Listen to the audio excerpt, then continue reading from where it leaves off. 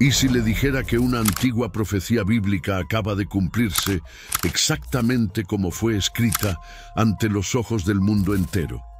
No se trata de una teoría, no es una interpretación, es un hecho documentado, ocurrido hoy, 24 de diciembre del año 2025, a las 10:29 de la mañana, hora de Jerusalén. Lo que presenciaron millones de personas en vivo podría ser la señal más clara de que estamos entrando en una nueva etapa profética. El Monte de los Olivos comenzó a partirse en dos, justo como fue predicho por el profeta Zacarías hace más de 2500 años. Y se afirmarán sus pies en aquel día sobre el Monte de los Olivos. Y el monte se partirá por en medio, hacia el oriente y hacia el occidente. Zacarías 14:4. ¿Qué significa esto? ¿Qué viene ahora? Y lo más importante, ¿estamos preparados? Precisamente a las 10:29 de la mañana, un sismo con intensidad de 7.4 grados en la escala de magnitud sacudió violentamente la ciudad santa durante 74 segundos precisos. Cuando finalmente cesaron las vibraciones, cuando las nubes de polvo suspendidas en la atmósfera empezaron a descender, tanto los especialistas en ciencias geológicas como los observadores presentes confirmaron lo que parecía absolutamente imposible. Una fisura masiva había aparecido recorriendo el Monte de los Olivos en dirección este-oeste, exactamente como lo detalla Zacarías en el capítulo 14, versículo 4. Las primeras evaluaciones técnicas revelaron que esta grieta alcanza aproximadamente 5 kilómetros de longitud total, llegando a expandirse hasta 50 metros de ancho en determinadas secciones, con una profundidad que los expertos todavía continúan midiendo. Pero aquí está lo verdaderamente asombroso. Esta abertura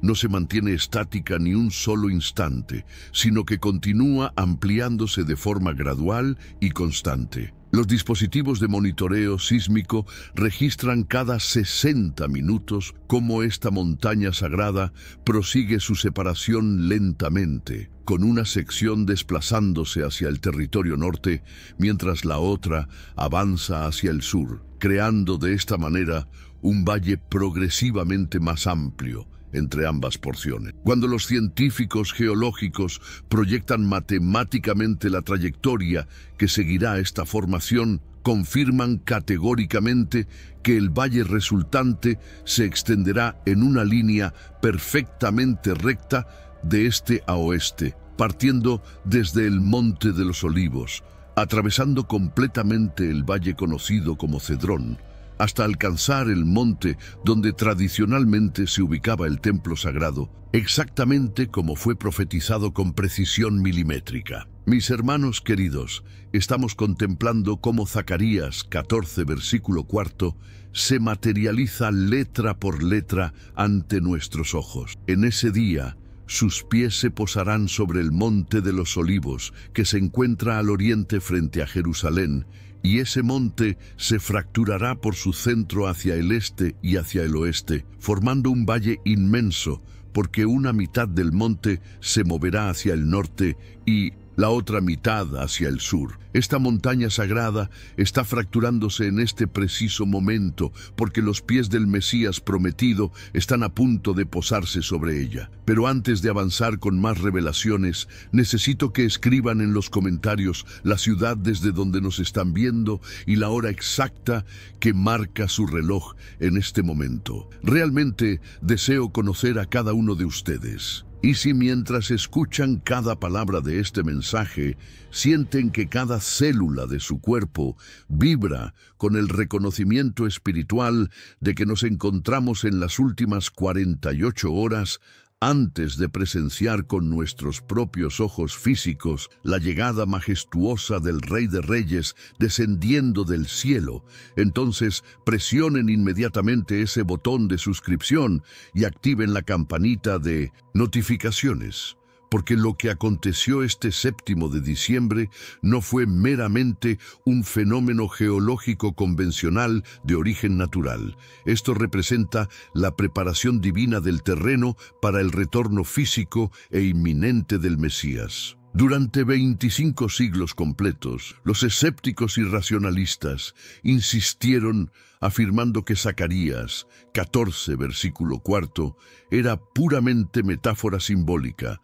alegando que jamás presenciaríamos la división literal de esa montaña. Sin embargo, en este día, científicos seculares sin ninguna afiliación o agenda religiosa están confirmando públicamente que el monte se está dividiendo de forma literal, siguiendo una orientación perfecta este-oeste, con una mitad desplazándose hacia el norte y la otra hacia el sur, precisamente como lo describió la profecía ancestral. Nos encontramos transitando actualmente el día número 38 dentro del período profético de 40 días finales. Restan exactamente 2 días más hasta alcanzar el 30 de diciembre, 48 horas solamente, y mientras este tiempo transcurre inexorablemente, la montaña continúa partiéndose, preparándose para recibir sus pies divinos. Analicemos la significación numérica. El evento sísmico comenzó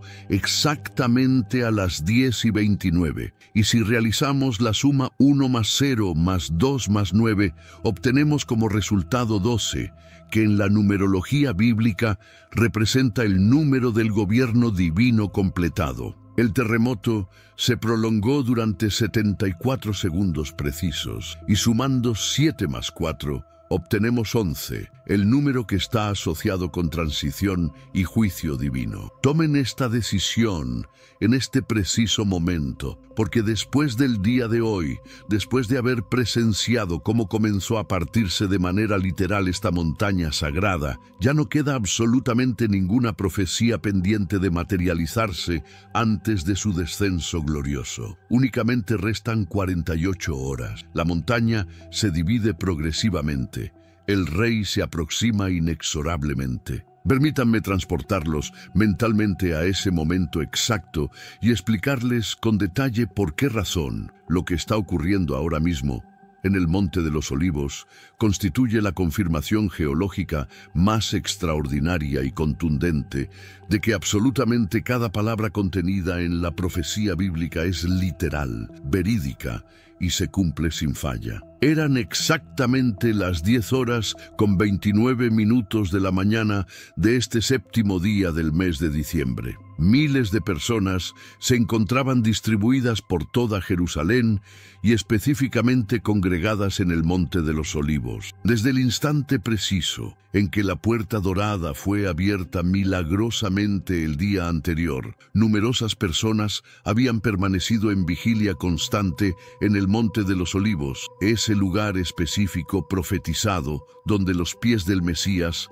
establecerán contacto con la tierra primero. Y entonces, sin absolutamente ninguna señal previa de advertencia, se desató el temblor más violento y devastador de todos los eventos sísmicos que hemos experimentado durante el transcurso de estos 38 días proféticos. Magnitud 7.4 en la escala de Richter. Estructuras completas balanceándose de manera peligrosa, multitudes corriendo completamente aterrorizadas, buscando desesperadamente espacios abiertos, pánico generalizado extendiéndose por toda la ciudad. Pero cuando finalmente el temblor cesó, después de transcurridos esos 74 segundos interminables, cuando el polvo tanto literal como simbólico empezó a asentarse lentamente, la realidad completa de lo que acababa de acontecer comenzó a revelarse con claridad absoluta ante todos los testigos. El Monte de los Olivos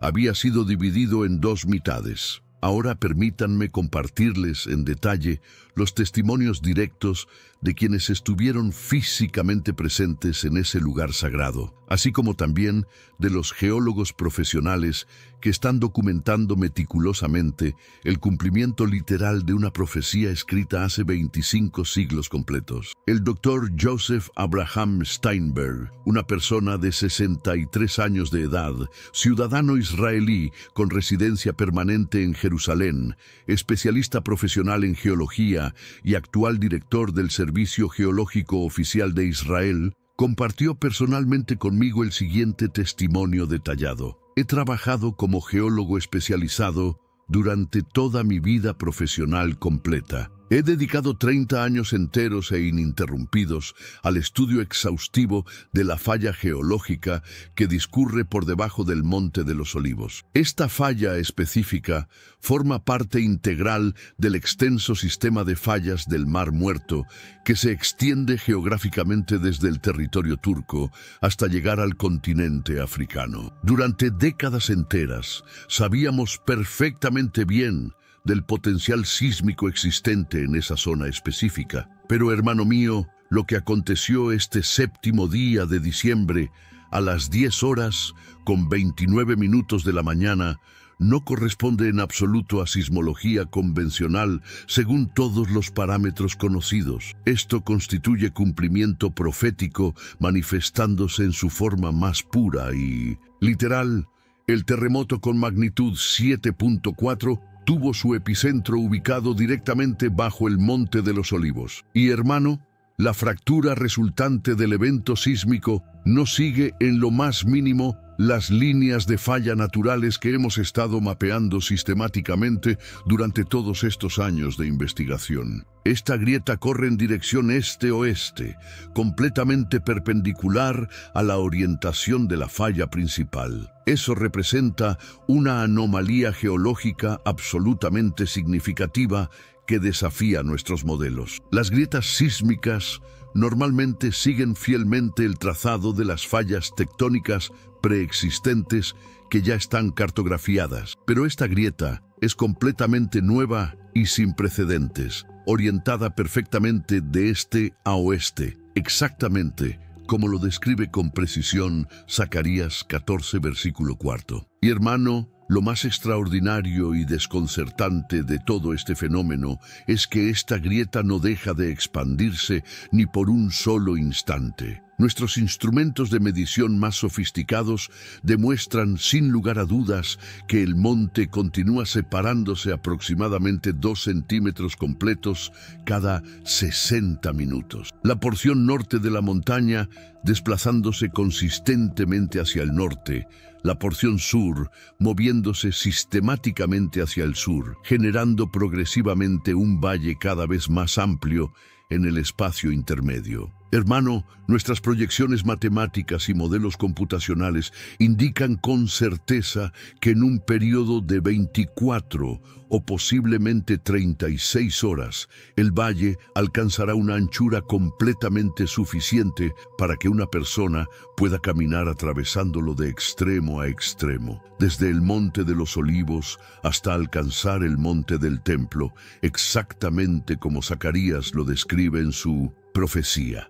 Hermano mío, durante años y años, en mi rol profesional como geólogo racionalista, enseñé categóricamente a mis estudiantes que Zacarías 14, versículo 4, era una imposibilidad geológica absoluta, algo que contradecía las leyes naturales, pero ahora me encuentro presenciando con mis propios ojos profesionales su cumplimiento completamente literal. Y esa misma noche, cuando llegué a mi casa después de un día abrumador, me arrodillé humildemente y elevé esta oración sincera. Dios de Abraham, Isaac y Jacob, perdóname profundamente por haber dudado de tu palabra sagrada. Tu profecía es completamente literal, y si el monte se parte tal como dijiste que sucedería, entonces el Mesías prometido viene exactamente como dijiste. Prepara mi corazón para poder contemplarlo dignamente. La pastora Rebecca Sarah Johnson, una mujer de 54 años de edad,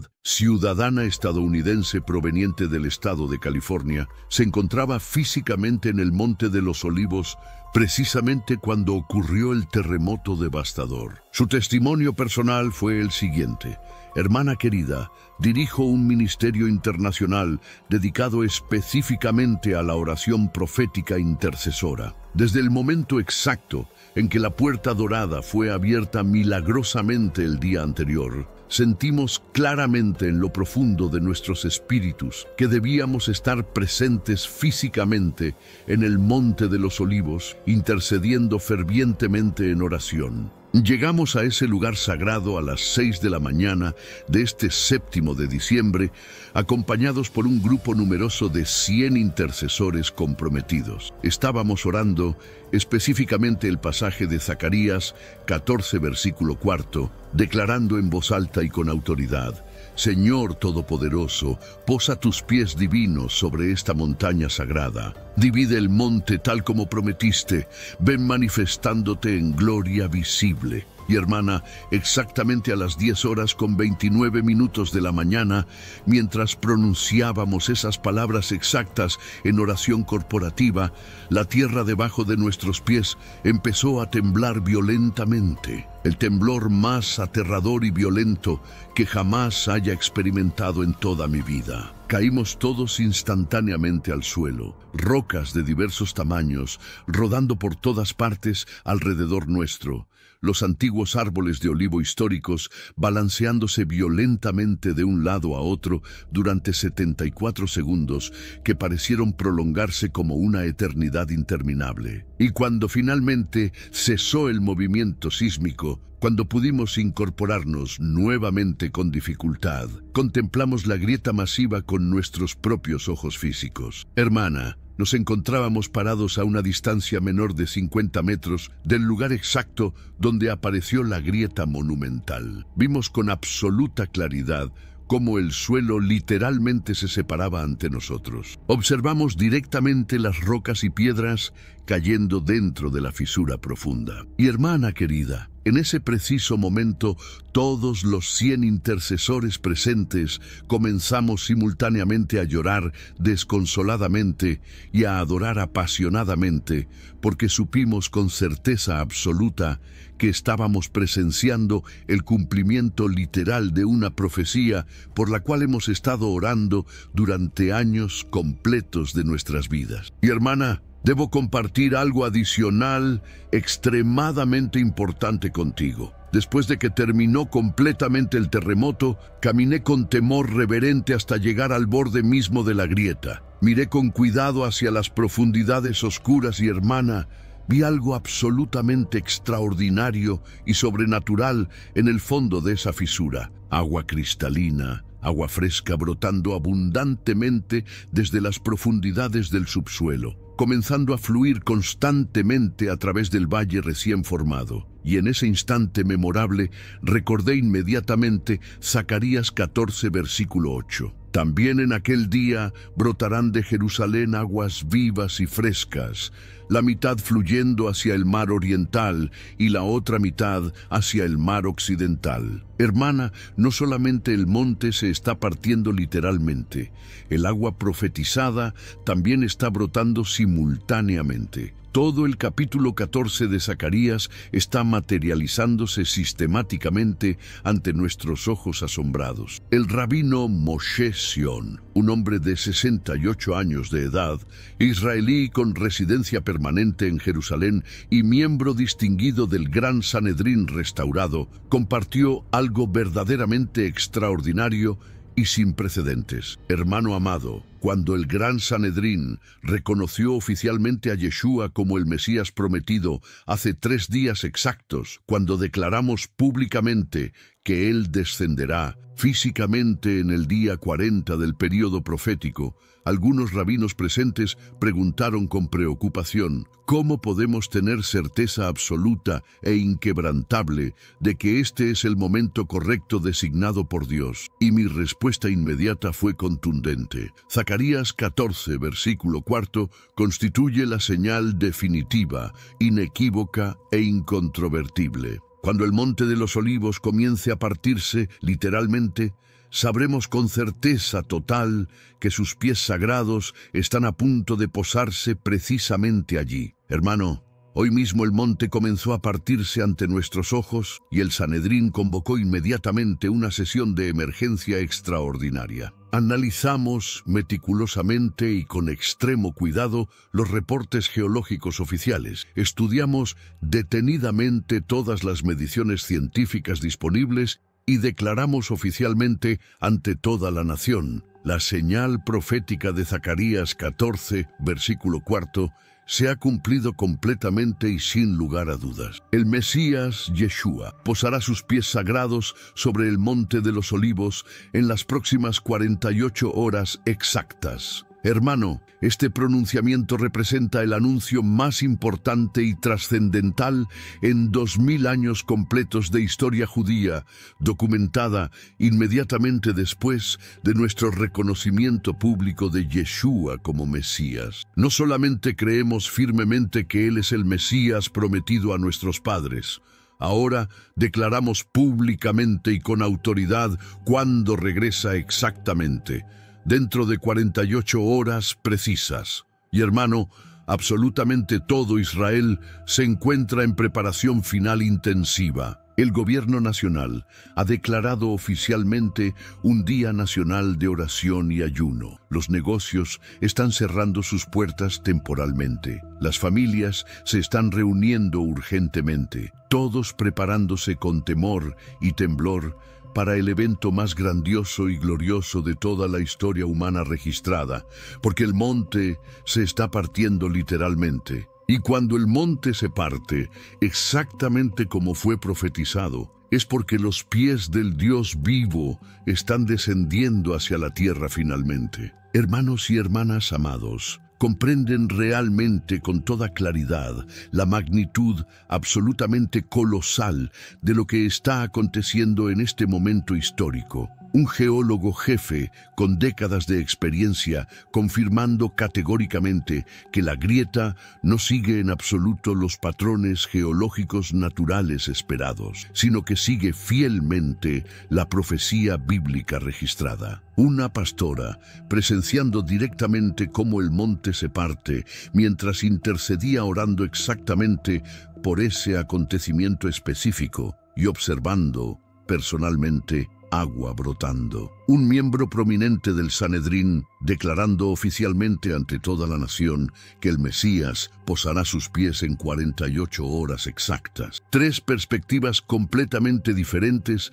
y separadas, convergiendo hacia una misma verdad indiscutible e irrefutable. Zacarías 14 se está cumpliendo de manera completamente literal en tiempo real, y las escrituras sagradas son absolutamente cristalinas y transparentes respecto a este tema. El profeta Zacarías, en su capítulo 14, versos 3 y 4, declara explícitamente lo siguiente: después Jehová saldrá personalmente y combatirá directamente contra aquellas naciones, como cuando combate ferozmente en el día de la batalla. Sus pies se posarán físicamente en aquel día sobre el monte de los olivos, que se encuentra ubicado frente a Jerusalén, hacia el oriente. Y el monte de los olivos se dividirá por su mitad hacia el oriente y hacia el occidente, formando un valle verdaderamente inmenso. La mitad del monte se apartará moviéndose hacia el norte y la otra mitad hacia el sur, sus pies divinos sobre el monte de los olivos. El monte partiéndose por la mitad hacia oriente y occidente, una mitad desplazándose físicamente al norte, la otra moviéndose al sur. Hermanos queridos, cada detalle individual y específico está cumpliéndose literalmente ante nuestros ojos físicos en tiempo real. Y Zacarías continúa desarrollando su profecía en el verso 8, describiendo consecuencias adicionales. También acontecerá en aquel día profético que brotarán abundantemente de Jerusalén aguas vivas y frescas, la mitad de ellas fluyendo constantemente hacia el mar oriental y la otra mitad hacia el mar occidental, tanto en verano como en invierno sin cesar. Aguas vivas brotando continuamente. Hermanos, la pastora observó con sus propios ojos físicos agua cristalina surgiendo en la grieta recién formada. Absolutamente todo se está alineando perfectamente según el plan divino establecido. Y el libro sagrado de Hechos capítulo 1, versos 9 al 12, describe detalladamente su ascensión gloriosa y la promesa firme e inquebrantable de su regreso. Y habiendo pronunciado estas palabras finales, mientras ellos observaban atentamente, fue elevado gradualmente y una nube lo recibió ocultándolo completamente de sus ojos físicos. Y mientras tenían los ojos fijos intensamente en el cielo, observando cómo se alejaba, de repente se presentaron junto a ellos dos varones vestidos con ropas completamente blancas, quienes les dijeron claramente: «Varones Galileos, ¿por qué permanecen mirando fijamente hacia el cielo? Este mismo Jesús, que ha sido llevado de entre ustedes al cielo, vendrá nuevamente exactamente de la misma manera como lo vieron partir al cielo». Entonces regresaron caminando a Jerusalén desde el monte llamado del Olivar, que se encuentra ubicado cerca de Jerusalén, a la distancia de un camino permitido de día de reposo. Desde el monte de los Olivos ascendió gloriosamente. Al monte de los Olivos retornará triunfalmente, y el monte se está partiendo preparándose para recibirlo dignamente. Y esto conecta perfectamente con toda la secuencia completa y precisa de 38 días proféticos. Día 36 del período. La primera piedra fundamental del templo descendió milagrosamente. Día 37. La puerta dorada fue abierta sobrenaturalmente. Él entrará ceremonialmente en 3 días exactos. Día 38. Hoy mismo, 7 de diciembre a las 10, con 29 minutos de la mañana. El monte de los Olivos comienza a partirse literalmente. Restan solamente 2 días, 48 horas precisas. Sus pies tocarán físicamente el monte en el día 40 profético. Hermanos amados, observen cuidadosamente la progresión final absolutamente perfecta y orquestada divinamente. El templo preparándose sistemáticamente, la puerta abriéndose milagrosamente, el monte partiéndose literalmente, absolutamente todo preparándose meticulosamente para sus pies sagrados. Los acontecimientos posteriores al 7 de diciembre fueron simultáneamente caóticos, pero gloriosamente proféticos. Evacuaciones masivas organizadas de las áreas cercanas a la grieta por razones obvias de seguridad pública, pero también miles y miles de personas acercándose lo máximo posible, deseando ardientemente estar cerca físicamente cuando Él descienda gloriosamente. Científicos procedentes de todos los continentes del mundo llegando urgentemente para documentar exhaustivamente el fenómeno. Y todos, sin excepción, confirmando públicamente que esto no corresponde a geología convencional conocida. Las mediciones técnicas continúan mostrando expansión constante e imparable. 2 centímetros completos por hora, en 24 horas 48 centímetros totales, en 36 horas 72 centímetros acumulados. Para cuando llegue el día 40 profético, el valle será completamente transitable de extremo a extremo para cualquier persona. Hermanos, debemos comprender algo absolutamente crítico y urgente. Nos encontramos transitando actualmente el día 38 de un total de 40 días proféticos. Restan solamente 2 días, 48 horas exactas. Y la señal más específica, más detallada y más literal de absolutamente todas las profecías del Antiguo Testamento concernientes al regreso glorioso del Mesías está materializándose literalmente ante nuestros ojos físicos. El monte se parte progresivamente porque sus pies están a punto de posarse allí y debemos estar completamente preparados espiritualmente. Mateo capítulo 24 versos 30 y 31 describe proféticamente lo siguiente: entonces aparecerá visiblemente la señal del Hijo del Hombre en el cielo, y entonces todas las tribus de la tierra se lamentarán dolorosamente y contemplarán directamente al Hijo del Hombre viniendo sobre las nubes del cielo con poder sobrenatural y gloria inmensa e indescriptible. Contemplarán directamente al Hijo del Hombre. Hermanos, en 48 horas exactas lo veremos descender gloriosamente hacia el monte que se está partiendo específicamente para recibirlo. Continuación, 10 párrafos adicionales. Pero hermanos, necesito que comprendan algo que va más allá de lo que hemos compartido hasta ahora. Este no es simplemente un evento aislado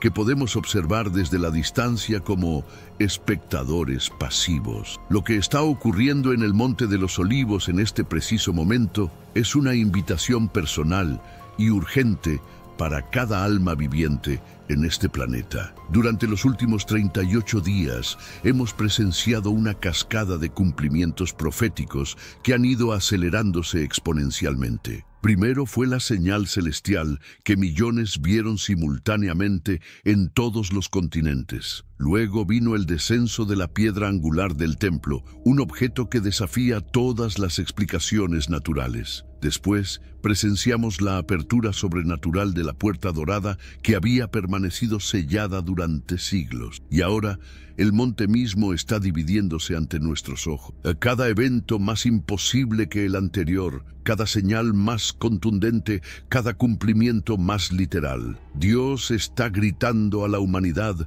con una voz que no puede ser ignorada. El tiempo de la especulación teológica ha terminado. El tiempo de debatir interpretaciones proféticas ha concluido. Estamos en el momento donde la profecía se convierte en realidad física que puede ser tocada, medida y documentada. Lo que hace extraordinariamente único este cumplimiento profético del Monte de los Olivos es que no deja espacio para interpretación alternativa alguna. Durante generaciones, los estudiosos podían debatir sobre si cierta profecía era simbólica o literal, si se refería a eventos espirituales o físicos, si hablaba de Israel literal o de la iglesia espiritual. Pero cuando una montaña física comienza a partirse exactamente como la profecía describe, orientándose exactamente en la dirección profetizada, dividiéndose exactamente en las dos mitades especificadas,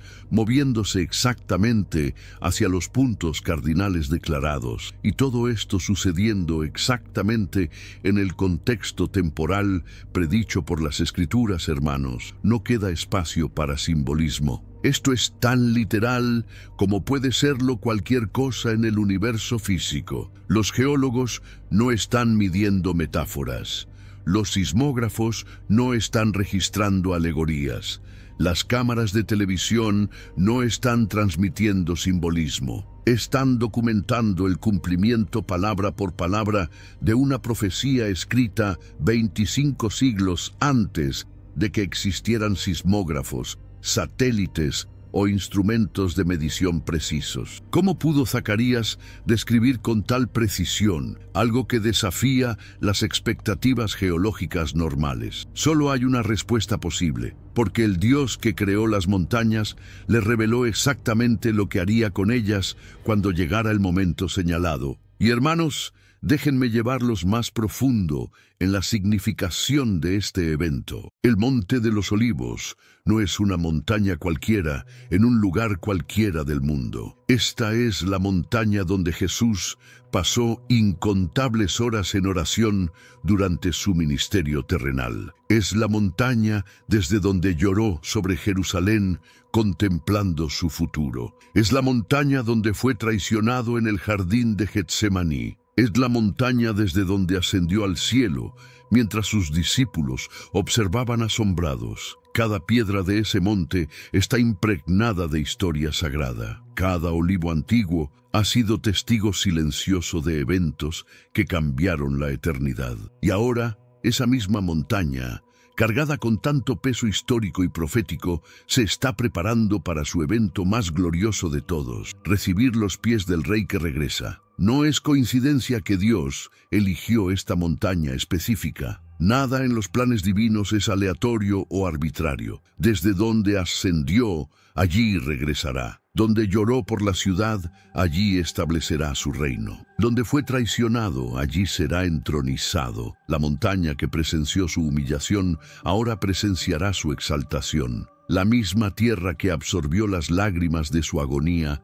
ahora se parte para recibir la gloria de su triunfo. Ahora quiero compartirles algo que los reportes internacionales no están cubriendo completamente porque no comprenden su significación profética. En las últimas 36 horas, desde que comenzó a partirse el monte, se han reportado fenómenos adicionales, extraordinarios en la grieta y sus alrededores. Múltiples testigos confiables han reportado ver luces inexplicables emanando desde las profundidades de la fisura durante las horas nocturnas. No son luces de linternas o equipos de rescate, sino un resplandor que emerge desde el fondo mismo de la grieta, pulsando suavemente como si la tierra misma estuviera respirando. Los científicos no tienen explicación para esto porque no hay fuente de energía conocida que pueda producir tal fenómeno. Además, las mediciones de temperatura en el área inmediata de la grieta muestran anomalías desconcertantes. Mientras que se esperaría que la fractura reciente expusiera rocas más calientes del subsuelo, las temperaturas medidas son inexplicablemente más frescas que el aire circundante, como si una brisa sobrenatural estuviera emanando desde las profundidades. Y hay más. Instrumentos de medición acústica han captado sonidos de baja frecuencia emanando de la grieta que no corresponden a actividad sísmica normal. Algunos los han descrito como similar a un canto profundo, una resonancia que hace vibrar el aire mismo alrededor del monte. Hermanos, la montaña no solo se está partiendo físicamente, está resonando espiritualmente con la cercanía de aquel que está a punto de descender. Pero necesito ser completamente transparente con ustedes sobre algo crucial. En las próximas 48 horas habrá voces que intentarán explicar todo esto de manera natural. Ya han comenzado a aparecer artículos en medios seculares intentando atribuir la división del monte a convergencia de placas tectónicas o liberación de tensión acumulada, o actividad sísmica predecible según modelos geológicos. Y superficialmente, algunos de estos argumentos pueden sonar convincentes para quienes no conocen las Escrituras. Pero hermanos, déjenme decirles algo con absoluta claridad. Ninguna explicación natural puede dar cuenta de la totalidad de lo que está ocurriendo. Sí, existe una falla geológica bajo el Monte de los Olivos. Sí, ha habido actividad sísmica en la región, pero que un terremoto específico ocurra en el momento específico, creando una grieta específica con orientación específica, dividiéndose en direcciones específicas, dentro del contexto de cumplimientos proféticos específicos ocurriendo simultáneamente, todo alineándose perfectamente con una profecía escrita 25 siglos atrás, trasciende completamente las probabilidades estadísticas de coincidencia. Si fuera solo el terremoto, podríamos debatir. Si fuera solo la grieta, podríamos especular.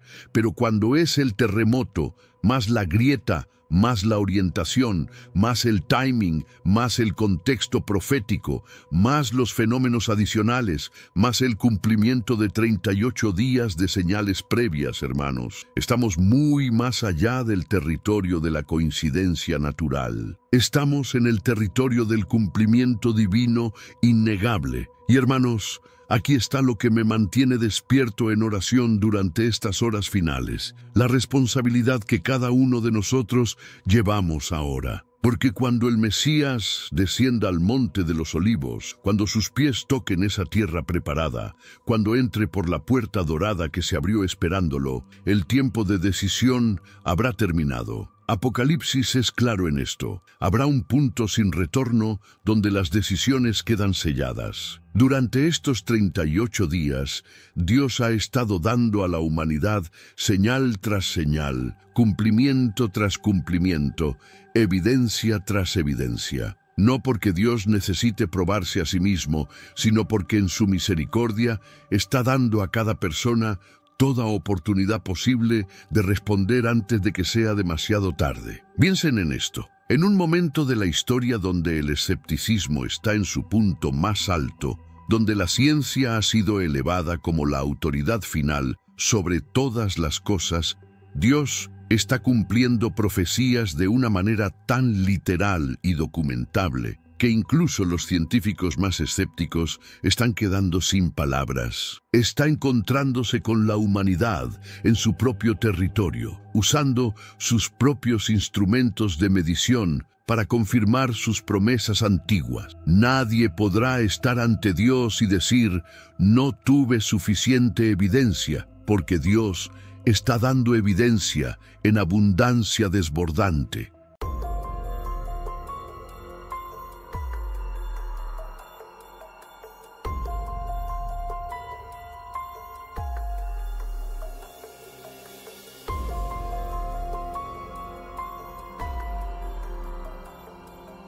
Esta noche Jerusalén dejó de ser la misma.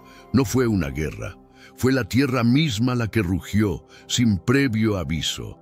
La vida cotidiana en Israel parecía estable, hasta que de repente todo cambió. Las Escrituras lo advertían. Cuando el desastre llega a una ciudad, ¿no es acaso el Señor quien lo permite? Hoy, esas palabras del libro de Amós ya no suenan lejanas. Son un llamado directo, una señal. En este video vamos a entender qué pasó realmente y qué significa esto para todos nosotros. Si de verdad creemos que el Altísimo gobierna sobre las naciones, entonces no podemos fingir que las tragedias ocurren fuera de su voluntad. Y si reconocemos su justicia, debemos aceptar que no castiga a quien se arrepiente sin una razón. Como pueblo nos hemos extraviado. Nuestras naciones, las tuyas y las mías, llevan las manchas de la rebeldía. Y ahora, mediante la destrucción que ha sacudido Jerusalén, el Creador vuelve a hablarnos. Los recursos del planeta se agotan, los conflictos se multiplican por todas partes, y el hambre toca las puertas de quienes se creían a salvo. La alarma ha sonado no solamente en Israel, sino en cada rincón del mundo. Nuestra propia conciencia debe reconocer que este juicio no carece de fundamento. Si mi corazón fuera tan sensible como debería, alzaría mi voz como una trompeta sin guardar silencio ante nadie, ni siquiera ante mí mismo, proclamando la verdad sobre nuestras transgresiones. La pregunta que tiembla sobre Jerusalén esta noche es la misma que tiembla sobre nosotros. ¿Cuánto tiempo más ignoraremos al Creador que nos llama de regreso? Si este mensaje despierta algo dentro de ti, si enciende aunque sea una pequeña necesidad de entender lo que está sucediendo en estos tiempos, entonces permanece cerca. Comparte estas palabras. Permite que otros las escuchen y quédate con nosotros mientras observamos y oramos. No son tiempos para andar a la deriva en soledad. Observa detenidamente nuestra tierra. ¿Qué es lo que percibes? El vicio camina erguido y sin vergüenza, mientras la rectitud se esconde entre las sombras. Las ciudades se ahogan en placeres, distracciones y ruido constante, pero mueren de hambre espiritual. Bocas llenas de maldiciones, corazones insensibles al peso de lo eterno. La avaricia acumulando lo que jamás podrá conservar. La corrupción tramando obtener lo que no merece. El lujo exhibiendo sus banquetes mientras la humildad pasa hambre. El entretenimiento sustituyendo la adoración. Las pantallas reemplazando las escrituras. El ruido desplazando la oración. Los naipes y las mesas de apuestas reciben más atención que la palabra divina. Los pasatiempos efímeros generan más emoción que el llamado del espíritu. El resultado de un partido deportivo importa más a muchos que el destino de sus almas. Las familias ya no oran juntas, los niños crecen sin disciplina, educados por un mundo que se burla del arrepentimiento. Multitudes completas llevan el nombre de cristianos, pero viven como si el Creador fuera una fantasía. Se asiste a los servicios religiosos con ligereza, incluso con descuido, como si nos reuniéramos para matar el tiempo y no para enfrentar la eternidad. Y debajo de esta delgada capa de religiosidad yace un peligro más profundo, una incredulidad silenciosa que se infiltra en los corazones como el humo. La tragedia de Jerusalén esta noche no es solamente una herida, es un espejo reflejando cada comunidad, cada alma. Anuncia el juicio no solo a una ciudad de piedra y muros antiguos, sino a un mundo que lo ha olvidado. Y la pregunta ya no es distante ni teórica, se presenta ante nosotros ahora con urgencia temblorosa. ¿Escucharemos la advertencia, daremos vuelta, o esperaremos a que caiga el próximo juicio? Ay, aquella fe sagrada nacida del trabajo, la sangre y la muerte del Hijo Divino, llevada adelante por apóstoles e incontables mártires, confiada a nosotros como el eje mismo de la vida eterna. Se ha vuelto esa fe tan insignificante, tan trivial en nuestra generación, que incluso en estos días de temblor, los hombres aún se acercan a sus momentos más sagrados sin seriedad ni temor. Mira a tu alrededor. Incluso mientras Jerusalén yace sacudida, sus calles cubiertas de tristeza, el Medio Oriente arde en tensión, las naciones gimen bajo la agitación, la tierra tiembla bajo líneas de falla ancestrales. Y sin embargo, las multitudes persiguen las vanidades del tiempo como si nada eterno estuviera en juego. Corren tras los placeres, pero permanecen insensibles a la realidad de un mundo más allá de este. Un mundo al que cada alma debe pronto pasar cuando la carne y el polvo ya no puedan retenerlas. Tan pocos se lamentan por sus errores, tan pocos claman por misericordia, tan pocos buscan un corazón renovado o corren hacia el único mediador que se interpone entre el juicio y la gracia. Sí, puedes encontrar cierta medida de amabilidad entre los hombres, un poco de cortesía aquí, una sonrisa educada allá, una reverencia de barro hacia barro, de culpa hacia culpa. Pero ¿dónde está la reverencia debida al Señor del cielo y la tierra? Si el Creador es nuestro Padre, ¿dónde está su honra? Si es nuestro amo, ¿dónde está nuestro temor? Si es quien nos sustenta, ¿dónde está nuestra gratitud? Incluso ahora, después de que la noche de dolor de Jerusalén ha sacudido la conciencia del mundo, cuán poca humildad genuina surge en respuesta. Puedes encontrar ejemplos dispersos de virtud farisaica o moralidad externa. Pero ¿dónde está la fe viva y profunda, arraigada en un corazón renovado, pulsando con amor hacia el Creador, fundamentada en obediencia a su palabra? ¿Dónde está la religión que está llena del Mesías, consciente de su mediación, dependiente de su justicia para ser aceptada? Tal fe se ha vuelto preciosa y escasa, más rara quizás que la paz misma en el Medio Oriente. Oh bendito Redentor, cuán poco espacio han dejado los pecadores para ti en su propia religión. Cuántos sermones se predican, cuántas oraciones se pronuncian, cuántas obras se realizan pero casi vacías del Mesías. Acciones sin el Mesías son solo pecados brillantes, crímenes relucientes, hermosos en la superficie, pero huecos ante un Creador santo. Mientras continuamos, si este mensaje está agitando algo en tu espíritu, si percibes la gravedad de esta hora, deja que tu voz se una a la nuestra. Un simple me gusta, una palabra compartida o suscribirte para permanecer cerca de estas reflexiones ayuda a que este llamado alcance corazones que aún duermen. Cuán pocos tienen hambre de ti, Señor. Cuán pocos se niegan a descansar satisfechos con mera mejora o moralidad externa, hasta que estén vestidos con tu justicia y transformados por tu espíritu. Los niños reconocen la provisión de sus padres.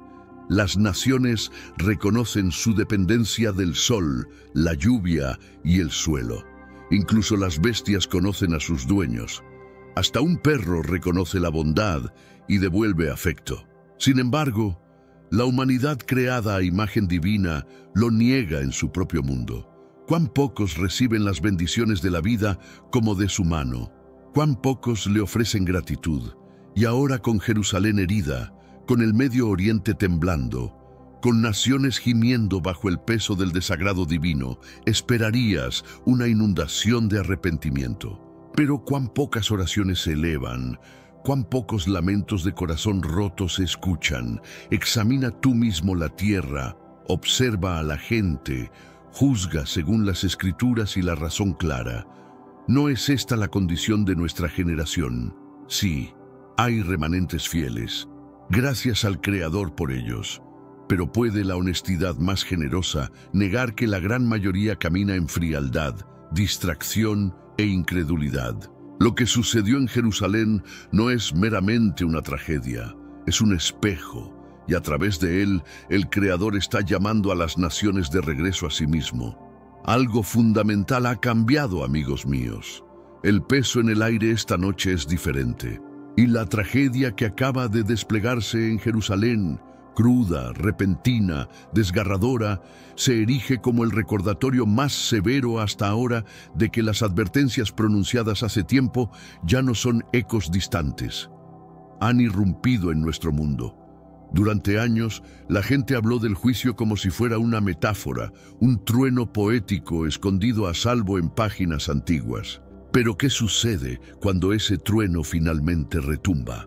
Cuando una ciudad que ha llevado las huellas de los profetas se convierte en el escenario de un dolor que se siente dolorosamente intencional, casi guionizado por una mano divina para despertar a quienes no escucharían.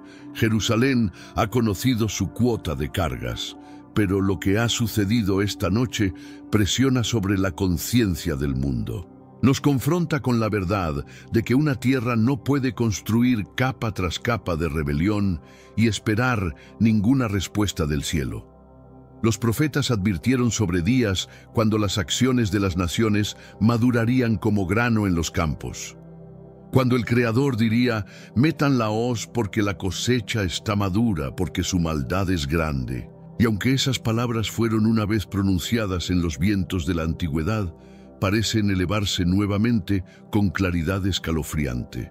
Sin embargo, incluso ahora permanece una promesa tenue, pero constante, de que los corazones que se vuelvan aún pueden cambiar los resultados, que el arrepentimiento aún puede ablandar lo que el juicio busca endurecer. El Creador siempre ha dicho que si un pueblo se humilla, Él escuchará.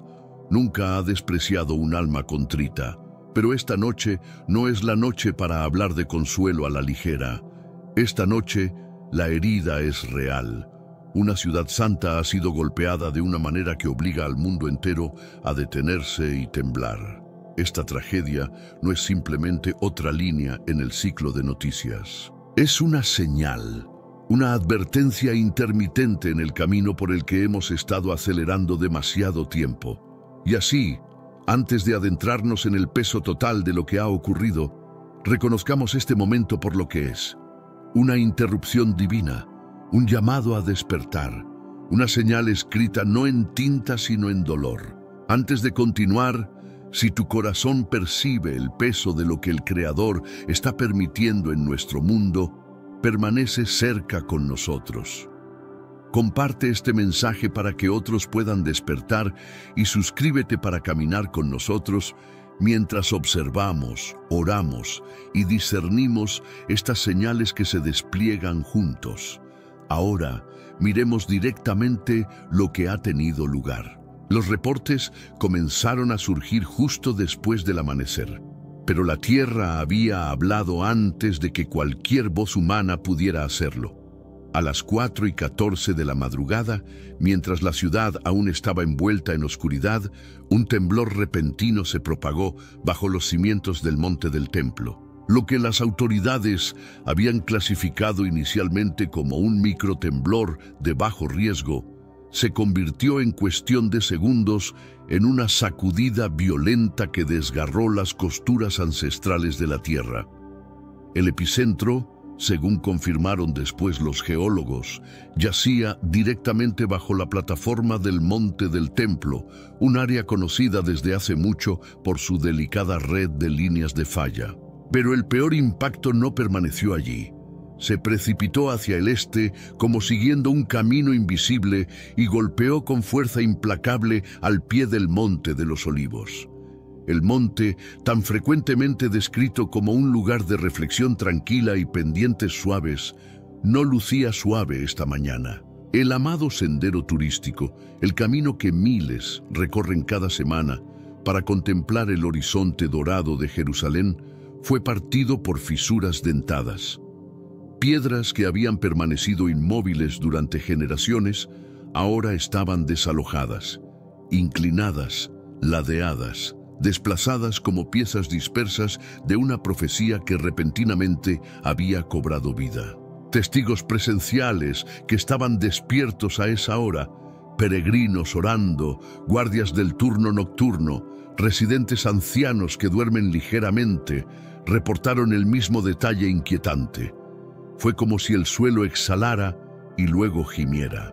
Algunos dijeron que el temblor se sintió direccional, casi guiado, moviéndose desde el monte del templo hacia el monte de los Olivos, como si trazara la antigua ruta del juicio descrita en los profetas. Y eso es precisamente lo que sobresaltó por igual a eruditos y pastores, porque de todos los lugares en las Escrituras, el Monte de los Olivos es el único sitio donde se profetiza que la tierra misma responderá a la llegada y acciones del Señor.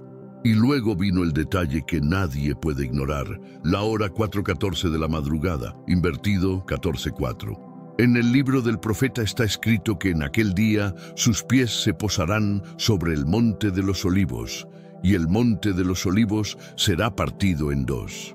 No, la montaña no se partió a la mitad hoy, pero las fracturas que corren a través de su camino turístico, las grietas que viajan como venas a través de la piedra caliza y el polvo, se sienten como las primeras sílabas temblorosas de esa antigua promesa. No cumplimiento todavía, sino presagio. Los sismólogos señalaron que la región lleva mucho tiempo con retraso para un cambio sísmico significativo. Notaron los puntos de presión bajo el valle de Cedrón, la inestabilidad a lo largo de la falla del este de Jerusalén y el patrón histórico de temblores repentinos en este corredor. Lo explicaron con gráficos y modelos, y sus explicaciones no estaban equivocadas, pero estaban incompletas, porque mientras los científicos mapeaban las líneas de falla bajo la superficie, la gente común sintió las líneas de falla bajo sus almas. Los historiadores locales recordaron al mundo que el Monte de los Olivos ha sido escenario de encuentros divinos desde los días de David. Los rabinos susurraron que la montaña siempre ha estado ligada al fin de la era, y los cristianos no pudieron olvidar que es el mismo monte donde el Mesías lloró sobre Jerusalén, habló de los últimos días y ascendió con la promesa de su regreso. Entonces, ¿qué hacemos con un temblor que comienza bajo el monte del templo, viaja hacia el Monte de los Olivos y golpea con más fuerza en el lugar exacto donde el profeta dijo que la tierra un día respondería ante la presencia divina? ¿Qué decimos cuando su momento 4:14 refleja un versículo sobre el Monte de los Olivos temblando bajo presencia divina? ¿Y qué hacemos con la verdad inquietante de que este fue un temblor que ningún experto esperaba que llevara tal fuerza? Por ahora no reclamamos más de lo que ha ocurrido, pero tampoco nos atrevemos a ignorar lo que la tierra misma ha susurrado. Esta noche Jerusalén lleva heridas que no pueden descartarse como coincidencia, y las fisuras en el Monte de los Olivos se erigen como un recordatorio solemne. Incluso la creación sabe cómo temblar ante el despliegue del plan divino. Para quienes leen las Escrituras, como algo más que trasfondo, el momento y el lugar cortan profundo. El Monte de los Olivos no es solo topografía, es un lugar de imágenes proféticas en las Escrituras. Una colina que en textos proféticos está asociada con un gran trastorno y con la intervención decisiva del Creador. Compara la visión a veces leída a través del lente del profeta. El detalle de la hora 4:14 será leído simbólicamente por muchos. Los números reflejados de vuelta como 14:4, invitando a los oyentes al texto y al momento como si la ciudad misma hubiera recibido un guión para leer en voz alta. No presiono una prueba automática de 1 a 1, pero la combinación de lugar, tiempo y ruptura repentina e inesperada hace que este evento se sienta para muchos testigos y para muchos corazones como una señal superpuesta sobre la geología. Testigos y evaluaciones rápidas cuentan una historia consistente.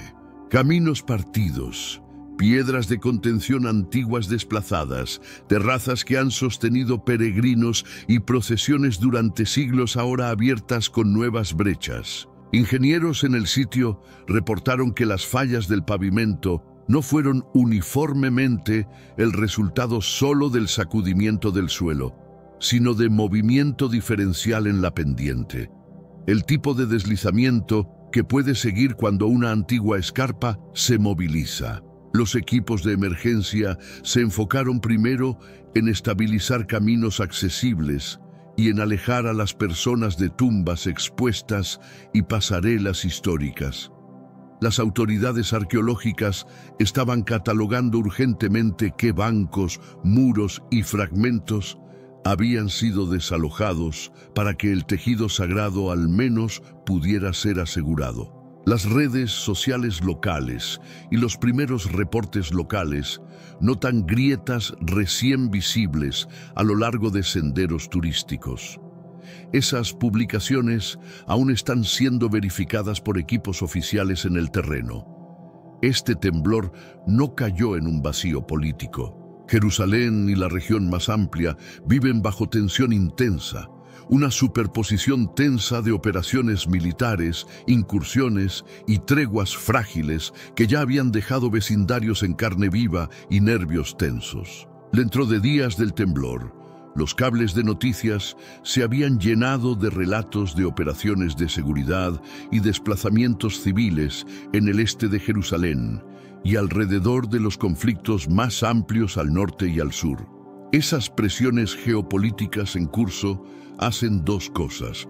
Magnifican el costo humano de cualquier desastre natural porque las poblaciones ya son vulnerables y agudizan el sentido entre muchos observadores de que este es un momento de convergencia extraña donde ruptura natural y ruptura humana se leen juntas como parte de un juicio más grande o llamado moral. Lo que emerge de los primeros reportes no es una afirmación moral ordenada, sino un hecho pesado doble. Primero, que un evento geológico claro y medible golpeó la ciudad en un lugar sagrado y políticamente cargado y produjo daño concentrado en el Monte de los Olivos. Y segundo, que su momento y lugar cuando se colocan junto a motivos bíblicos y la presión de eventos actuales le dan una resonancia profética extraordinaria en la imaginación pública. Los científicos medirán magnitudes, vectores de deslizamiento y secuencias de réplicas. Los historiadores mapearán el evento contra temblores más antiguos. Pastores y poetas presionarán las imágenes de la pendiente agrietada en sermones y canciones. Todas esas respuestas se necesitan ahora, trabajo técnico preciso para entender la tierra, acción cívica calmada para cuidar a los heridos y vulnerables, y reflexión espiritual sobria para una ciudad que siempre ha escuchado en busca de significado tanto en ruina como en rescate. Una nota pequeña pero esencial de esperanza. Incluso en esta escena de ruptura hay historias humanas de ayuda. Vecinos acarreando agua, voluntarios locales marcando zonas inestables y equipos de rescate trabajando entre las ruinas para proteger lo que puede ser protegido. Esos actos de misericordia, prácticos e inmediatos, serán la primera contraseñal al miedo. Más adelante expondremos los hallazgos geológicos forenses y los testimonios de sobrevivientes. Por ahora, guarda las imágenes de piedra agrietada y de manos pasando una linterna unos a otros. Los hijos de Israel fueron más allá de toda controversia un pueblo típico. Y por lo tanto, los tratos del Creador con Israel, según la carne, fueron típicos de sus tratos con su familia elegida, Israel según el Espíritu. Este carácter típico de los tratos divinos con ellos podemos rastrearlo a lo largo de todo el Antiguo Testamento. No necesito multiplicar ejemplos porque se encuentran en casi cada página. Pero me limitaré esta mañana a esa porción de su historia que con la bendición divina puede arrojar algo de luz sobre el texto. ¿Sabes que como castigo por sus pecados, los hijos de Israel fueron llevados cautivos a Babilonia y permanecieron allí 70 años? Cuando los 70 años, sin embargo, expiraron, leemos que el Señor despertó el espíritu de Ciro, rey de Persia, quien hizo una proclamación a través de todo su reino y también la puso por escrito, diciendo que el Señor, el Creador del cielo, le había dado todos los reinos de la tierra y lo había designado para construirle un templo en Jerusalén, en la tierra de Judá. Todos ustedes que son su pueblo pueden regresar a Jerusalén en Judá para reconstruir este templo del Señor, quien vive en Jerusalén, y que su Creador esté con ustedes.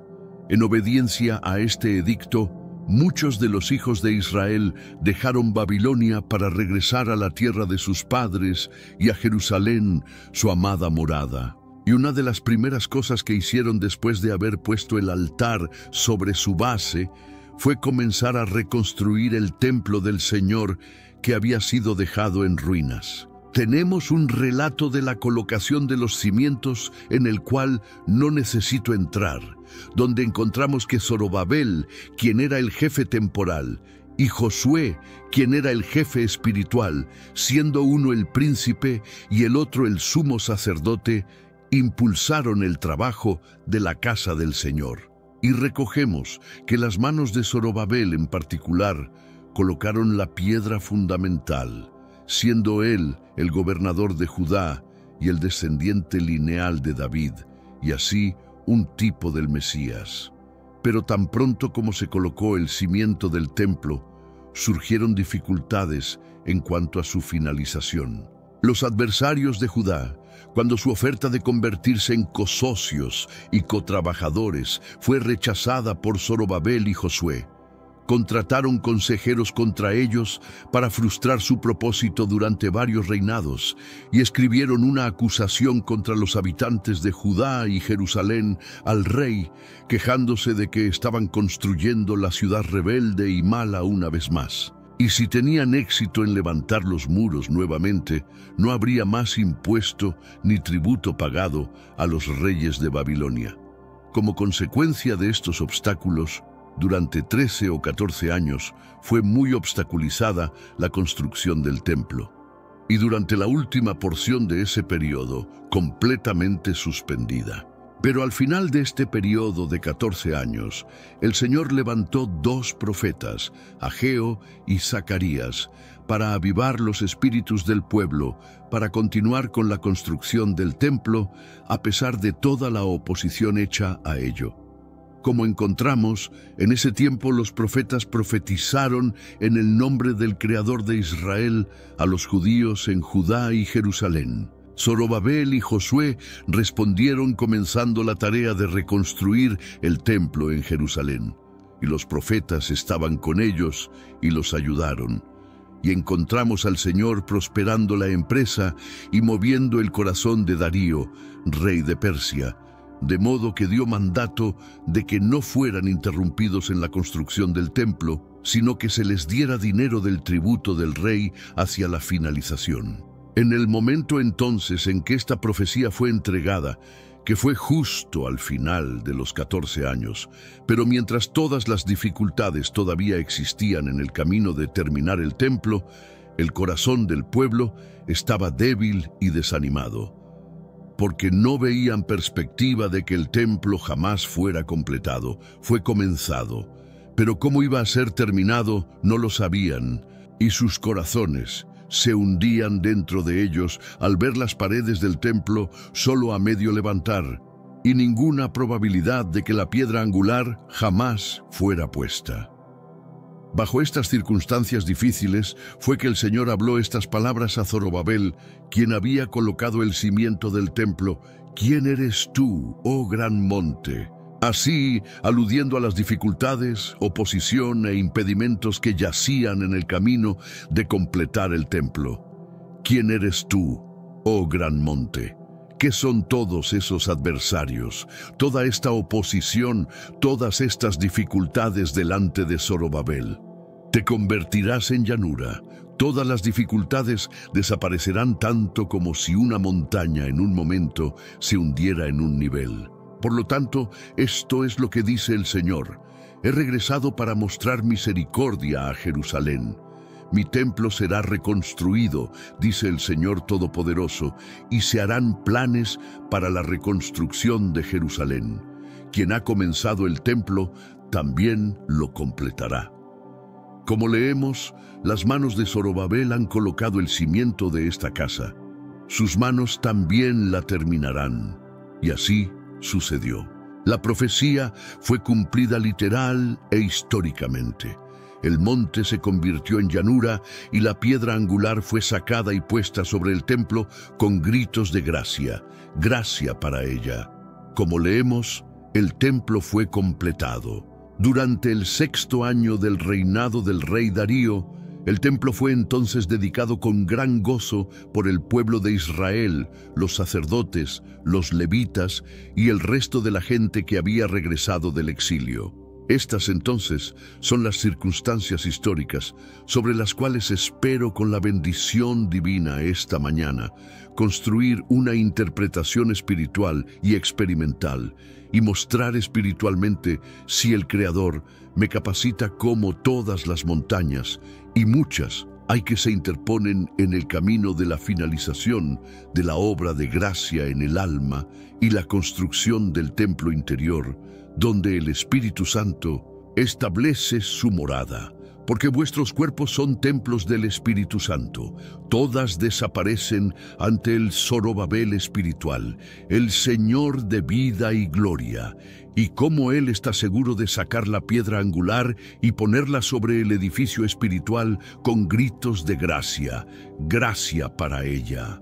Como esta interpretación espiritual es mi objetivo y esta la línea de cosas que pretendo seguir, con la bendición divina, tomaré las palabras tal como yacen ante mí. Qué misericordia extraordinaria es venir a esta vida con un cuerpo y espíritu fuertes, y aún más nacer en un hogar donde el temor del Señor da forma a cada paso. Cuando un niño crece caminando en el camino del Señor desde los primeros días, establece un curso que colorea todo su viaje. La diferencia que hace un hogar construido sobre oración y consagración, especialmente cuando el altar familiar es el corazón de la vida diaria, es profunda y duradera. Sin embargo, incluso los mejores comienzos en la vida no pueden garantizar un final victorioso. Un fundamento sólido es esencial. Sin él, todo lo demás se vuelve incierto. Los hábitos, elecciones y fe que cultivamos en la juventud dan forma a nuestro carácter futuro. Las Escrituras nos recuerdan que lo que sembramos en nuestros primeros días, cosecharemos en los años venideros. Esto no es diferente en la vida espiritual. Formar hábitos piadosos temprano nos prepara para las batallas y bendiciones por venir. Al entrar en un nuevo año, no es suficiente celebrar con regocijo vacío o autoindulgencia. La verdadera bendición requiere honor y reverencia hacia el Creador. La gracia no nos debe nada, pero se deleita cuando respondemos con humildad y obediencia. Recuerda las palabras de las Escrituras. Aquellos que me honran, yo honraré, pero aquellos que me desprecian serán tenidos en poco. La mano del Creador está sobre todos los que lo buscan fervientemente. Comienza este año de nuevo, arrojando tus pecados sobre la sangre purificadora del Mesías. Así como los israelitas removían la levadura antes de la Pascua y se refugiaban bajo la sangre del Cordero, Así debemos purificar nuestros corazones y confiar plenamente en su sacrificio. Confiesa con sinceridad, sabiendo que el Creador es fiel para perdonar y limpiarnos completamente. En la historia de Jerusalén yace un recordatorio sombrío de lo que sucede cuando un pueblo se desvía del camino divino. Recuerda la destrucción del segundo templo. Un momento desgarrador cuando la ciudad fue devastada. El templo quemado e incontables vidas se perdieron. Fue una consecuencia devastadora de apartarse del pacto divino. Un eco trágico de una comunidad que había olvidado mantener el altar de sus corazones consagrado. Este evento nos llama a una reflexión sobria mientras renovamos nuestro compromiso con el Creador hoy. Una advertencia de que un comienzo glorioso puede ser deshecho por la negligencia, pero también un llamado al arrepentimiento y transformación. Da gracias por las misericordias divinas en el pasado, incluso en medio de pruebas, y renueva tu dedicación de todo corazón. La vida cristiana es una ofrenda diaria de uno mismo, no para alabanza terrenal, sino para glorificar al Mesías en todas las cosas. Que tu corazón clame con la resolución que mostró desde el principio. Debo estar en los asuntos de mi Padre. Que este año sea tu buen comienzo, un año marcado por rendición profunda, agradecimiento constante y un compromiso feroz de vivir santamente para la gloria divina. No importa qué desafíos puedan venir, sigue las pisadas de aquel que no se agradó a sí mismo, sino que siempre buscó hacer la voluntad del Padre. Entonces, por su gracia, caminarás hacia el futuro con confianza, sabiendo que su mano te guía cada paso del camino. Aquí comienza con una pregunta. ¿Quién eres tú, oh gran monte? Hay muchos probablemente aquí que nunca han visto una montaña. Y si nunca has visto una, puedes tener una concepción tenue de lo que es una montaña. Nunca vi una hasta que tenía más de 23 años. Y nunca olvidaré cuán sorprendido estuve mientras viajaba, cuando por primera vez contemplé sus lados empinados y rocosos. Mi idea de una montaña era que era una colina alta y cubierta de hierba, una elevación cubierta con hermosos árboles y vegetación hasta la cima. Pero en cuanto a esos picos elevados que se empujan hacia el cielo, completamente estériles de vegetación, con sus precipicios profundos y rugosos. De tal montaña así, al llevar a tu mente lo que es una montaña, no debes pensar en tales colinas, sino debes concebir un objeto que levanta sus picos elevados hacia el cielo y presenta una barrera insuperable e impenetrable, un obstáculo que no debe ser escalado, sino que debe ser completamente removido para que pueda proporcionarse un paso libre. Y a menos que lleves a tu mente esta idea de que estos picos altos, precipicios profundos y abismos insondables presentan un obstáculo insuperable, no puedes entrar en la mente del Espíritu en el texto y por lo tanto perderás mucho de la dulzura, belleza y fuerza de él. El Señor entonces se dirige a este monte y dice: ¿Quién eres tú, oh gran monte? Como si hubiera dicho: mirémoslo. Tomemos tus dimensiones, veamos tus alturas, miremos tus profundidades, veámoslo en toda tu magnitud y examinemos este obstáculo insuperable que se interpone en el camino. ¿Quién eres tú? Seas tan alto como seas tan enorme como sean tus precipicios tan profundos como sean tus picos tan elevados como sean. ¿Quién eres tú, oh gran monte? Ante Zorobabel, que solo hable, que solo aparezca. Te convertirás en llanura, no importa cuán alto, no importa cuán profundo. Ante Zorobabel te convertirás en llanura. Ahora veamos esto espiritualmente. Di que el Señor ha comenzado una obra de gracia sobre tus corazones. Zorobabel, el Mesías presentado por ese nombre, el verdadero príncipe de Israel, a través de la operación del Espíritu Santo, ha colocado el cimiento de un templo espiritual en tu conciencia. Pero tan pronto como se coloca la piedra fundamental de la gracia divina en el alma, es con nosotros espiritualmente como fue con los judíos naturalmente. La oposición surge y enemigos aparecen por todos lados, y el gran monte que antes no aparecía levanta su cabeza. Los adversarios de la iglesia estaban bastante quietos cuando ella estaba en Babilonia, pero cuando ella salió para construir el templo en Jerusalén, entonces aparecieron. Así espiritualmente todos los enemigos, obstáculos, impedimentos y dificultades que el alma vivificada encuentra estaban muertos como piedras cuando no había obra en marcha en la conciencia. Pero tan pronto como Zorobabel coloca la piedra fundamental de gracia en el corazón, entonces los adversarios se levantan espesos, montes elevados comienzan a aparecer, y donde antes no había nada, sino llanura, empujan sus picos elevados hacia el cielo. Uno, por ejemplo, está el monte de la justicia inflexible divina. ¿Quién conoce algo de la justicia, rectitud, pureza, santidad e indignación divina contra el pecado mientras está en estado de naturaleza? Pero cuando el Zorobabel espiritual coloca la piedra fundamental de gracia en el corazón, este monte elevado por primera vez comienza a aparecer. Los picos altos y rugosos de la justicia inmutable divina y los abismos profundos y precipicios del Ay eterno. Este monte del Sinaí, hasta ahora no percibido, se levanta entre el cielo y el alma. Ahora este monte no puede ser escalado.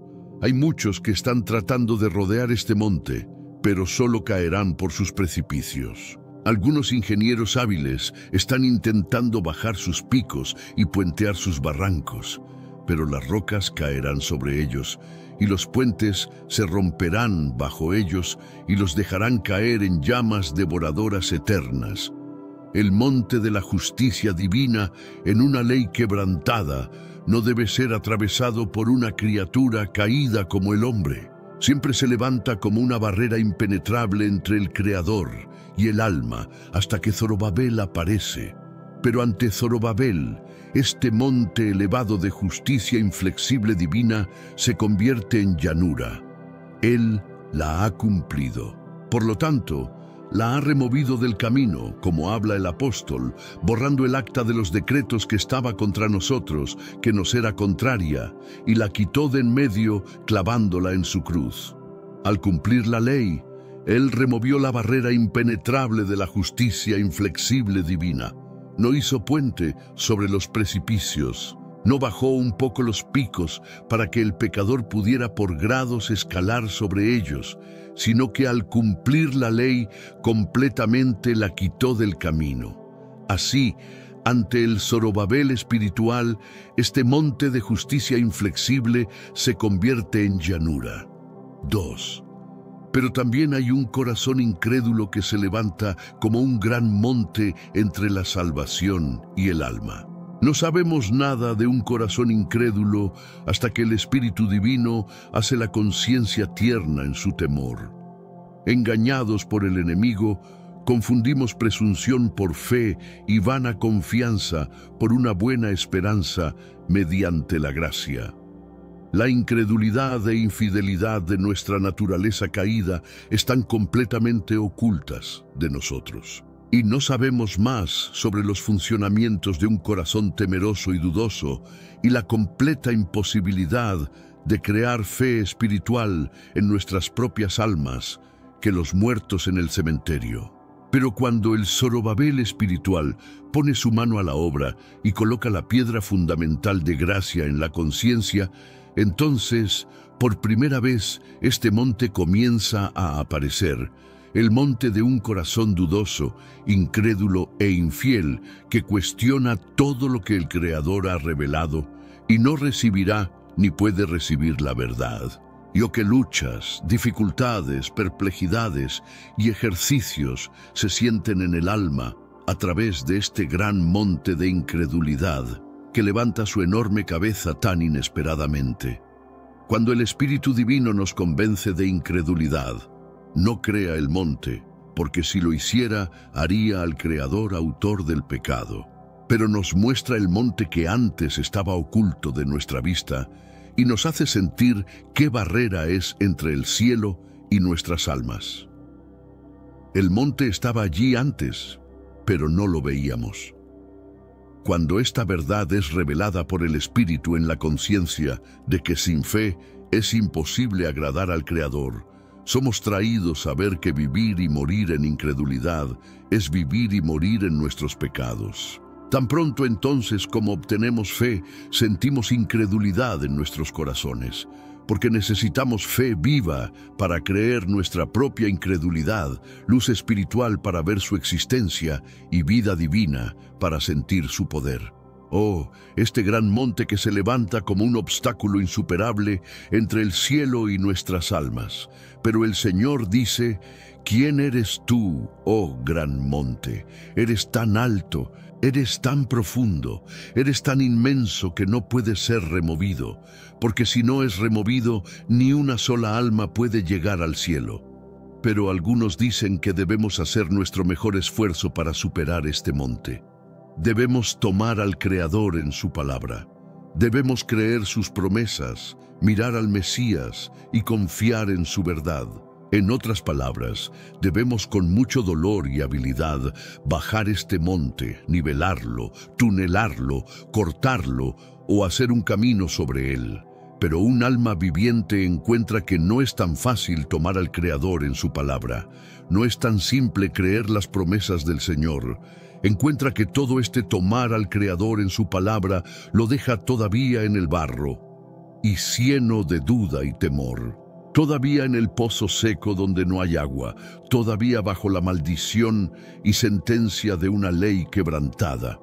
Por lo tanto, todo este tomar al Creador en su palabra, mirar las promesas, confiar en el Mesías sin la obra y testimonio interior del Espíritu, se encuentra en nuestra experiencia completamente incapaz de remover el monte de incredulidad. Ahora el Señor dice: ¿quién eres tú, oh gran monte? Ante Zorobabel te convertirás en llanura. El Zorobabel espiritual, con una sola mirada de su ojo, con un solo toque de su dedo, con una sola palabra de sus labios, en un momento puede causar que la fe brote en el alma para recibirlo en toda su plenitud del pacto. Y así el gran monte de incredulidad, que parecía completamente irremovible y totalmente impasible, se hunde en una llanura. Y no podemos más rehusarnos a creer cuando el Zorobabel espiritual nos da fe de lo que podíamos creer antes de que Él la diera. Cuando la fe es dada, de todas las cosas es más fácil creer. El monte ante Zorobabel se hunde en llanura. 3. Pero también está la carga del pecado que yace dura y pesada sobre una conciencia tierna.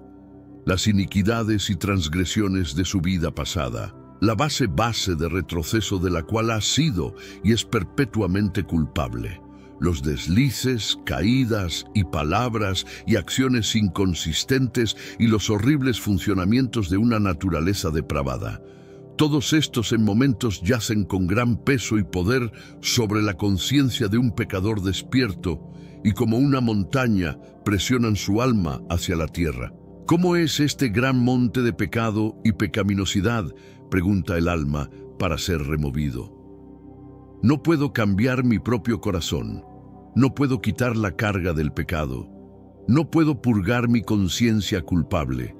No puedo traer pensamientos espirituales, santos y celestiales a mi mente. ¿Cómo es este gran monte para ser removido? ¿Por qué tal monte como ese dejado sobre el alma sería una piedra de molino para hundirla en las profundidades más bajas del infierno? Pero cuando el Señor dice: ¿quién eres tú, oh gran monte? Esta carga de pecado, este peso de culpa que hace que tu alma llore y gima. ¿Qué eres ante Zorobabel, que solo hable con poder, se convertirá en llanura? Porque Zorobabel, el Zorobabel espiritual, ha derramado sangre expiatoria para lavar toda esta culpa, ha traído justicia eterna para justificar al impío, y tiene un corazón lleno de amor que puede y derrama en el alma de sus amados. Así entonces, esta carga de culpa y vergüenza, este gran monte ante Zorobabel, que solo hable, se convierte en llanura para un corazón duro. Y o que carga es un corazón duro para uno cuya conciencia ha sido hecha tierna en el temor divino. Un corazón duro, rocoso, insensible. Qué gran monte es este entre el Creador y el alma. Cuando no podemos producir un solo sentimiento de contrición, cuando no podemos levantar un solo pang de dolor piadoso, cuando ni un suspiro saldrá de nuestro pecho de acero, ni una sola lágrima caerá de nuestro ojo de hierro. Oh, ¿a qué distancia mantiene este corazón duro, nos mantiene del Señor? ¿Qué carga, qué plaga, qué fuente de culpa y problema es un corazón duro para todos los que temen su nombre? Oh, este gran monte que empuja su pico elevado hacia el cielo, de modo que el cielo no es visto, ni el rostro divino es contemplado, ni la bondad amorosa del corazón del Mesías se realiza, sino que nada se ve excepto esta barrera oscura e impenetrable entre el Creador y nuestras almas. No podemos moverlo. Toda la predicación del mundo no puede agitarlo, toda la oración del mundo no puede moverlo, y todos los esfuerzos de la criatura no pueden alterarlo. Podrías también tratar de remover Londres de su lugar, como tratar de remover la barrera rocosa de un corazón duro, insensible e impenetrable. Pero ante Zorobabel, el Zorobabel espiritual, el monte se convierte en llanura. En un momento, el corazón duro e insensible que parece encerrado en cadenas de hielo adamantino, en un momento puede hacerlo fluir y disolverse. ¿No sintió la Iglesia esto cuando clamó: «Oh, que rasgaras los cielos, que descendieras, que los montes fluyeran ante tu presencia»? Esta es la manera mediante la cual Zorobabel remueve el monte de un corazón duro. No remueve el monte, si puedo usar la expresión físicamente, sino que hace que se disuelva, fluya y se derrita en llanura. Él ablanda el corazón, como dice Job: «El Creador hace mi corazón suave y lo hace tierno y contrito ante Él». 5. Pero 1000 dificultades, 1000 perplejidades se interponen en el camino de un alma que teme al Creador. Los hombres desprovistos de la gracia divina, en una profesión carnal de religión, no tienen dificultades. La carga constante de su canción es: «¿Qué cosa tan placentera es la religión? Nunca fue diseñada», citan, «para hacer nuestro placer menos».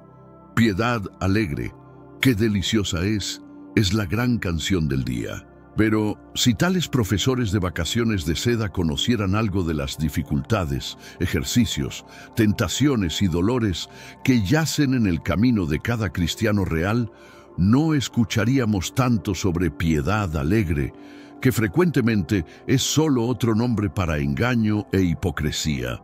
Mira la reconstrucción del templo por el remanente que regresó de Babilonia. Ve los obstáculos arrojados en el camino de su finalización. Ve cómo los enemigos aparecen en cada parada, cómo el gran rey envía sus mandatos de no continuar con ello, cómo los constructores son obligados durante muchos años a desistir de poner una sola piedra sobre las paredes. ¡Qué desánimo se apoderó de los pechos de aquellos que amaban Sión al ver el lugar de la morada divina desolado! Y cómo de hecho encontraron que se cumplió aquella profecía de que el muro sería construido en tiempos problemáticos. Tenían mucha piedad alegre mientras inspeccionaban la pila inacabada. Pero no representa este retraso del trabajo uno de los grandes montes que los hijos del Creador encuentran en su camino. La obra de gracia parece frecuentemente en punto muerto en ellos. Y qué camino difícil es para el pueblo divino que quizás durante 13 o 14 años no puedan rastrear las manos del Zorobabel espiritual para haber colocado una sola piedra en su corazón o levantado un Ebenezer claro y sorprendente. Esta suspensión aparentemente completa del trabajo los hace frecuentemente decir: «Seguramente si yo fuera del Señor, sentiría más de lo que siento». tendría más en marcha en mi alma. Ciertamente experimentaría más dolor o más gozo, más abatimientos o más levantamientos, más oscuridad o más luz, más tratos sorprendentes del Señor en providencia, más testimonios manifiestos en gracia. Seguramente si el Señor estuviera trabajando en mi conciencia, no estaría en este punto muerto durante tantos años. Pero mira el templo. Varios años transcurrieron sin que una sola piedra fuera puesta sobre las paredes. El cimiento había sido colocado y las paredes levantadas a cierta altura. Pero durante mucho tiempo hubo una completa suspensión del trabajo. Esta cesación completa de construcción produciendo desesperanza y desánimo en las mentes del pueblo en cuanto a su finalización era principalmente el gran monte que el Señor declaró sería removido. Las manos de Zorobabel completarían lo que sus manos habían comenzado. Y sabemos que este gran monte se convirtió en llanura, que el rey Darío emitió órdenes de que el templo fuera completado y que quien se opusiera al trabajo sería colgado y su casa hecha un montón de escombros. Así, Zorobabel literal y realmente sacó la piedra angular con los gritos de aquellos que exultaban en estas manifestaciones de la gracia y favor del Señor, quienes una vez se habían hundido en aflicción y desánimo. Pero ¿qué monte es este en el camino del pueblo divino, sentir tan poca fe en ejercicio, tan poco amor, tan poco gozo? Sus afecciones tan frías y tan poca vida y poder en sus corazones es de hecho en momentos para una conciencia tierna un gran monte. Oh, dice tal uno, que pudiera sentir más.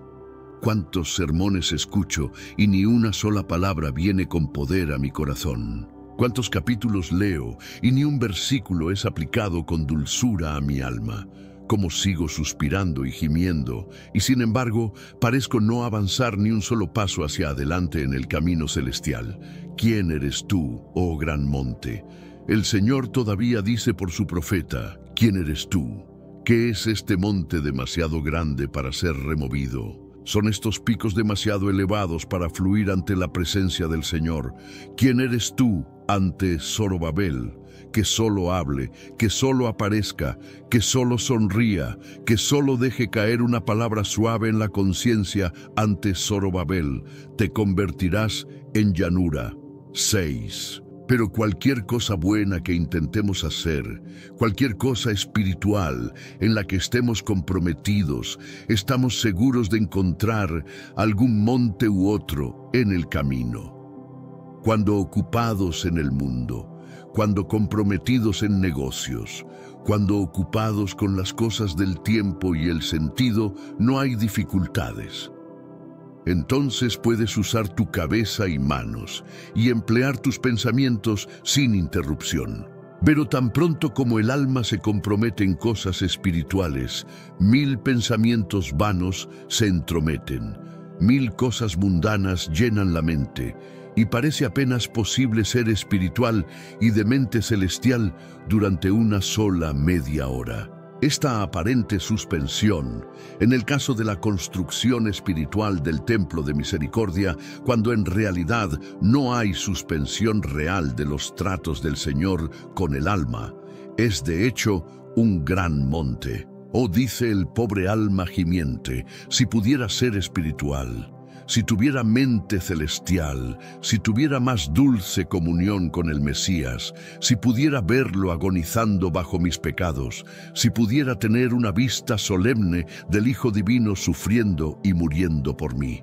Pero cuando intento tomar cosas espirituales, una multitud de pensamientos vanos y mundanos se precipitan a mi mente, y mi corazón vagabundo, errante, adúltero, idólatra, está corriendo por todas partes.